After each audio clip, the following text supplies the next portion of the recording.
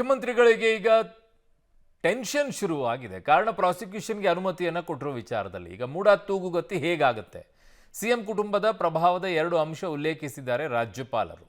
ಏನಿದೆ ಅದರಲ್ಲಿ ಅದನ್ನು ನೋಡ್ತಾ ಹೋಗೋಣ, ನಿಮಗೆ ಡೀಟೇಲ್ ಆಗಿ ಹೇಳ್ತಾ ಹೋಗ್ತೀವಿ. ಮುಖ್ಯಮಂತ್ರಿಗಳಿಗೆ ಮೂಡ ತೂಗುಗತಿ ಹೇಗಾಗ್ತಿದೆ ಅಂತ ದೂರನ್ನು ಉಲ್ಲೇಖಿಸಿ ಪ್ರಾಸಿಕ್ಯೂಷನ್ಗೆ ಅನುಮತಿಯಲ್ಲಿ ಉಲ್ಲೇಖವನ್ನು ಮಾಡಿದ್ದೀವಿ ಅಂತ ಅದರಲ್ಲಿರುವಂಥ ಅಂಶವನ್ನೇ ಮುಂದೆ ಹೇಳ್ತಾ ಹೋಗ್ತಾ ಇದ್ದೀವಿ. ಸಿದ್ದರಾಮಯ್ಯನವರ ಪತ್ನಿ ಪಾರ್ವತಿ ಮತ್ತು ಪುತ್ರ ಯತೀಂದ್ರ ಪ್ರಭಾವದ ಬಗ್ಗೆ ಉಲ್ಲೇಖವನ್ನು ಮಾಡಿದ್ದಾರೆ, ಡೀಟೇಲ್ ಆಗಿ ಹೇಳಿದ್ದಾರೆ. ಸಿದ್ದರಾಮಯ್ಯ ಸಿಎಂ ಆಗುವ ತನಕ ಪಾರ್ವತಿ ಕಾದು ಅರ್ಜಿಯನ್ನು ಹಾಕಿದ್ದಾರೆ ಅನ್ನುವಂಥದ್ದನ್ನು ಉಲ್ಲೇಖವನ್ನು ಮಾಡಿದ್ದಾರೆ.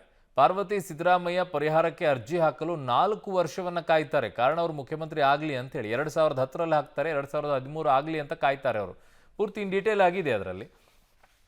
ಸೊ 2010ರಲ್ಲಿ ಪಾರ್ವತಿ ಜಮೀನು ಮಾಲೀಕರಾದರೂ ಕೂಡ ಅರ್ಜಿ ಹಾಕಲು ಕಾದಿರ್ತಾರೆ ಅಂತ ಹೇಳಿ. ಸೊ ಸಿದ್ದರಾಮಯ್ಯನವರು ಸಿಎಂ ಆದಮೇಲೆ 40-60 ಸೈಟ್ ಪರಿಹಾರ ಅನುಪಾತವನ್ನು 50-50 ಆಗಿದೆ. ಸೊ ಅದು ಕೂಡ ಅಗ್ರಿಕಲ್ಚರ್ ಲ್ಯಾಂಡ್ ಅಂತ ಹೇಳ್ತಾರೆ.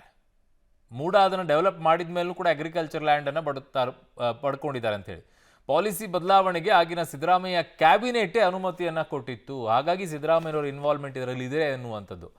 ಸಿದ್ದರಾಮಯ್ಯ ಪತ್ನಿ ಕೊಟ್ಟಂಥ ಅರ್ಜಿಯ ಆಧಾರದ ಮೇಲೆ ಪಾಲಿಸಿ ಬದಲಾವಣೆ ಆಗಿದೆ ಅನ್ನೋದು ಅದರಲ್ಲಿ ಉಲ್ಲೇಖ ಮಾಡ್ತಾರೆ.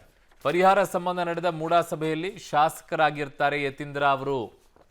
ಈ ಪರಿಹಾರವನ್ನು ಕೊಡುವಂಥ ಸಂದರ್ಭದಲ್ಲಿ ಮೂಡಾ ಸಭೆಯಲ್ಲಿ ಯತೀಂದ್ರ ಅವರು ಕೂಡ ಇದ್ದರು, ಶಾಸಕರಾಗಿದ್ದಂಥವ್ರು. ಸೊ ಹಾಗಾಗಿ ಅದು ಕೂಡ ಅಲ್ಲಿ ಅಷ್ಟೇ ಇಂಪಾರ್ಟೆಂಟ್ ಆಗುತ್ತೆ.